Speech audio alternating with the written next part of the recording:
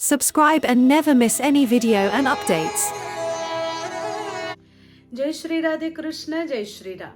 आज हम बात करने वाले हैं भगवान श्री कृष्ण और भगवान श्री राम भक्त अधीन कैसे।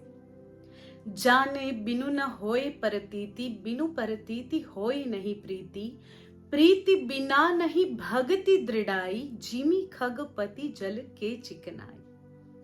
हम भगवान श्री राम और भगवान श्री कृष्ण की इस भक्त आधीनता के बारे में क्यों चर्चा कर रहे हैं, ये जानना सबसे पहले आवश्यक है। भगवान भक्त आधीन है, ये आपको बताना या हम सभी को समझना इसलिए जरूरी है कि तभी हमें उनमें प्रेम होगा। किसी भी व्यक्ति से अगर हम संबंध जोड़ना चाहे तो जब तक हम उन्हें जान नहीं लेते उनसे प्रेम नहीं होगा, और प्रेम नहीं होगा तो संबंध जुड़ेगा कैसे। बिना प्रेम की किसी भी संबंध का कोई भी मूल्य नहीं है। भगवान श्री राम मर्यादा पुरुषोत्तम और भगवान श्री कृष्ण पूर्ण पुरुषोत्तम, किंतु इन दोनों की भक्ताधीनता अगर हम देखें तो मैं इसमें खास दो एग्जाम्पल लेती हूँ। भगवान श्री राम के अवतार में जटायु जी और भगवान श्री कृष्ण के अवतार में पितामह भीष्म, जिन्होंने भक्त होने के नाते ये जिद की है कि हम भगवान का व्रत तोड़वा के रहेंगे। जटायु जी की कोई जिद नहीं है, किंतु भगवान के लिए उनका जो प्रेम है, कैसा प्रेम, तो जब रावण जानकी जी का हरण करके लेकर जा रहा होता है तब भगवान श्री राम के चरणों में जटायु जी का जो प्रेम है, जो श्रद्धा है, जो निष्ठा है, उस निष्ठा के कारण स्वयं को वृद्ध जानते हुए, स्वयं को रावण से कमजोर जानते हुए भी जटायु जी जानकी जी की रक्षा के लिए रावण के सामने कूद पड़े। प्रेमी के लिए प्रेम कैसा हो, किसी भी व्यक्ति के लिए, किसी भी संबंध में जब आप किसी से जुड़ जाते हैं, किसी के लिए आपका प्रेम है, आपकी निष्ठा है, फिर वो माता पिता मित्र बंधु सखा पति पत्नी कोई भी व्यक्ति हो, अगर आपका उनके लिए प्रेम है तो आप किसी भी मुसीबत में उन्हें छोड़कर नहीं जाते। सबसे पहली निष्ठा दिखाई है जटायु जी ने, रावण के सामने कूद गए हैं, रावण से युद्ध किया, दोनों पंख कट गए, पंख कटे और रक्त का बड़ा सा एक खड्डा हो गया, और उस खड्डे में दीनहीन राम राम पुकारते हुए वहीं पर गिर गए। मुख में श्री राम का नाम है, हृदय में श्री राम का स्मरण है, और नेत्र तड़प रहे हैं कि श्री राम के दर्शन मुझे कैसे हो जाए। इस मृत्यु के समय पर और उसी समय मर्यादा पुरुषोत्तम श्री राम जानकी जी को ढूंढते ढूंढते ढूंढते जटायु जी की आवाज सुनते हैं, हे राम हे राम हे राम, और आप पहुंचते हैं, आकर जटायु जी के मस्तक को अपने गोद में ले लिया और कहने लगे, हे जटायु आपकी दुर्दशा किसने की। जटायु जी कहते हैं कि वो लंकापति रावण जिन्होंने जानकी का हरण किया, मैंने बहुत प्रयत्न किए प्रभु, किंतु मैं जानकी जी को नहीं बचा पाया, मुझे क्षमा कर दीजिए। उस समय मर्यादा पुरुषोत्तम श्री राम पूरे जीवन के दौरान जो इतनी मर्यादा दिखाते हैं कि कहीं पर भी उन्होंने अपनी शक्ति का उपयोग नहीं किया, दिव्य शक्ति का उपयोग, जिसे हम कहते हैं सुपर पावर्स, जो भगवान में है, और अपनी किसी भी सुपर पावर का उपयोग भगवान ने श्री राम अवतार में नहीं किया। लेकिन जब जटायु जी की निष्ठा की बात आई, जब अपने भक्त पर संकट आ गया, जब जटायु जी का वो मस्तक, जो मस्तक सिर्फ श्री राम की गोद में नहीं था किंतु अपने मोक्ष के मार्ग पर था, कि ऐसा जन्म लिया है गिद्ध का अवतार, और उस गिद्ध के अवतार के बाद भी जटायु जी की निष्ठा के कारण उनका सौभाग्य देखिए, मृत्यु के समय स्वयं श्री राम सामने है। लेकिन उस समय भगवान श्री राम ने कहा कि हे जटायु जी, एक बार आप मुझे हाँ कह दीजिए, मैं अभी के अभी आपको पुनर्जीवन दान दूंगा, आपके दोनों पंख जोड़ दूंगा, आपको युवावस्था प्रदान करूंगा। उस समय भगवान ने अपनी उस मर्यादा को भी तोड़ा है कि मुझे सिर्फ मानव बनकर रहना है और अपनी ईश्वरीय शक्ति का उपयोग नहीं करना। उस मर्यादा को भी भगवान ने तोड़ा है और कहा है कि मैं आप अभी कहो और मैं अभी आपको पुनर्जीवन दान दूं।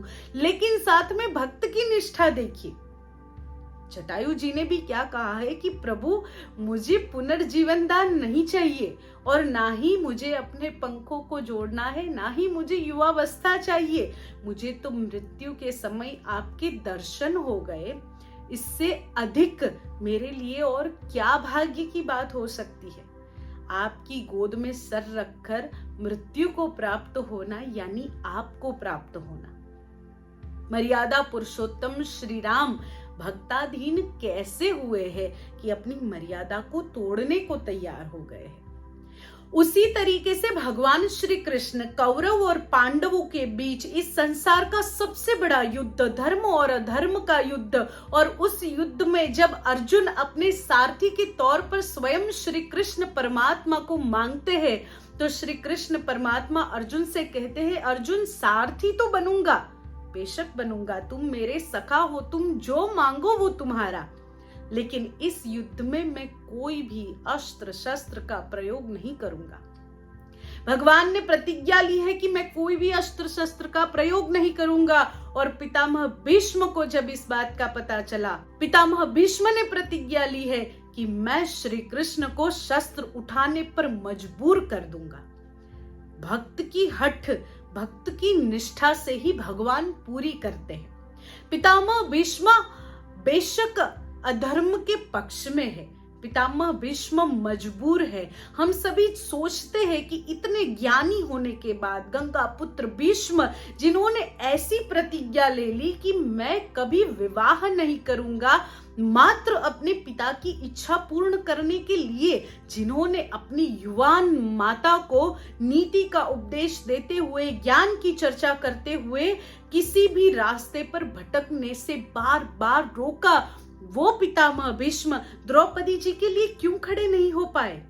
वही प्रतिज्ञा कि मैं अपने भाई और उनके वंशजों का साथ नहीं छोड़ूंगा।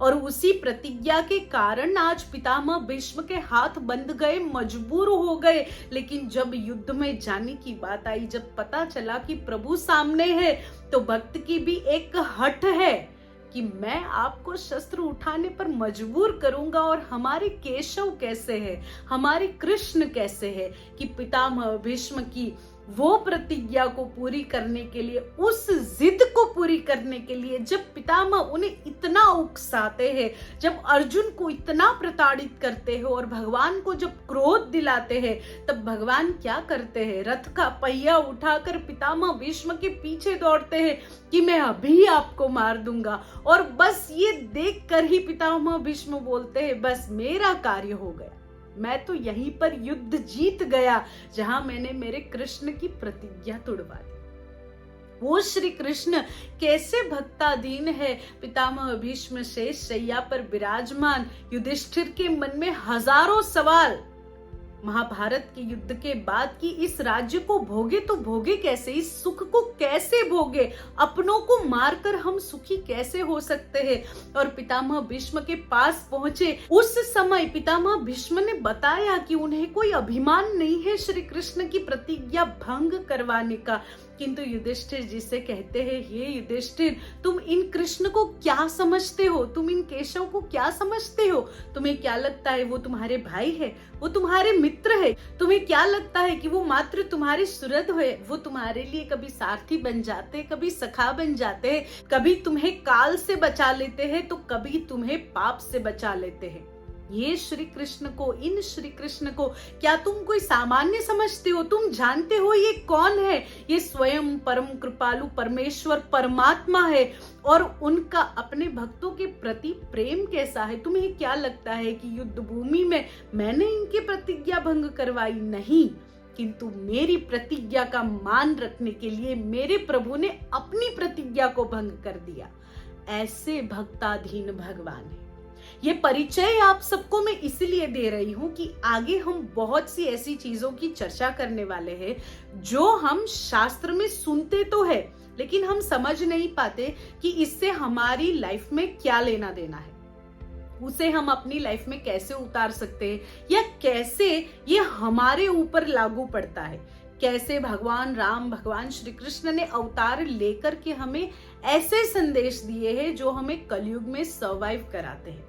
हमें लगता है आध्यात्मिक होना यानी मात्र हमें बस माला करनी है, ध्यान करना है, नहीं, ये सब तो प्रोसेस है हमारे चित्त को एकाग्र करने की, हमारे मन को एकाग्र करने की, हमारी मेंटल स्टेबिलिटी बढ़ाने की प्रोसेस है। लेकिन सच में आध्यात्मिकता क्या है, जितना मैं समझी हूँ उसके अनुसार हम आगे चर्चा करने वाले हैं।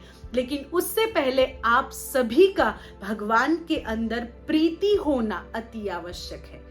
आपको पता होना कि प्रभु कैसे अपने भक्तों के अधीन है। अपने भक्तों के लिए तो प्रभु अपनी ठकुराई भी भूल जाते हैं, ऐसे भगवान है। और जब उनमें प्रेम होगा तभी हम उनकी सिखाई बातों को जीवन में अप्लाई कर पाएंगे।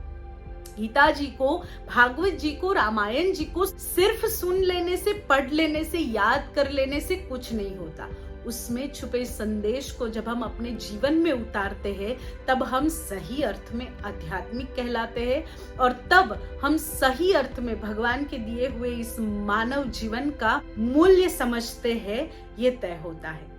आगे की चर्चा आगे के वीडियो में करेंगे। तब तक के लिए जय श्री राम, जय श्री राधे कृष्ण।